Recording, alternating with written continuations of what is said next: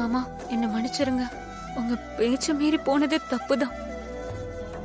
அந்த பூர்ணா பொண்ணு ஆசைவாட்ட காட்டினதுனால புத்தி கெட்டு போய் நான் ஏதோ பண்ணிட்டேன். நீங்க மட்டும் வராம இருந்திருந்தா என் வாழ்க்கையே நாசமா போயிருக்கும். நீங்க தான் வந்து என் வாழ்க்கையை காப்பாத்துனீங்க. ரொம்ப தேங்க்ஸ் மாமா. பரவாயில்ல, அதை விடு. நீ ஏன் இன்னும் அதே விஷயத்த நினைச்சிட்டு இருக்க? நான் தான் உன்கிட்ட ஏற்கனவே சொன்னல, நீ அதை யோசிச்சுட்டே இருந்தா உனக்கு நிம்மதி இல்லாம போயிடும். நல்லா படி, உன் படிப்பை ஃபர்ஸ்ட் முடிச்சிரு. உன் ஆசையை நான் நிறைவேற்றி வைக்கிறேன். நீ கண்டிப்பா பெரிய சிங்கரா வந்துருவ. அது வரைக்கும் கொஞ்சம் பொறுமையா இரு. சரிங்க மாமா.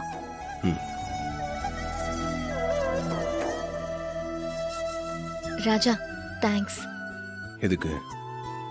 ஸ்வாதி ஆபத்துல இருந்து காப்பாத்தினதுக்கு. இப்பதான் அவ நன்றி சொல்லிட்டு போறா, அதுக்குள்ள நீயுமா?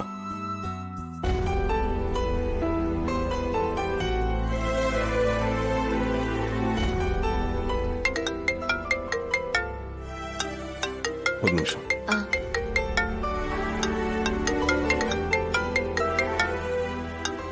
ஹலோ, சொல்லுங்க பாட்டி. ஐயா கார்த்தி, கொஞ்சம் கோயில் வரைக்கும் வந்துட்டு போறியா ஐயா? என்ன விஷயம் பாட்டி? முக்கியமான விஷயம், நேர்ல தான் சொல்லணும். கொஞ்சம் வாயையா. சரிங்க பாட்டி, நான் வந்துடுறேன். சரியா சரியா.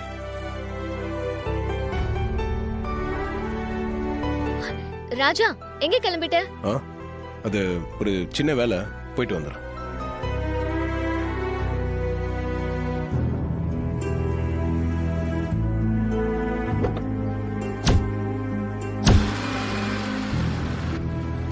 என்கிட்ட ஒரு சின்ன வேலை இருக்குன்னு சொல்லிட்டு ஒருவேளை பாட்டிய பார்க்க போறானோ? சரி, ஃபாலோ பண்ணி போய் பாப்போம்.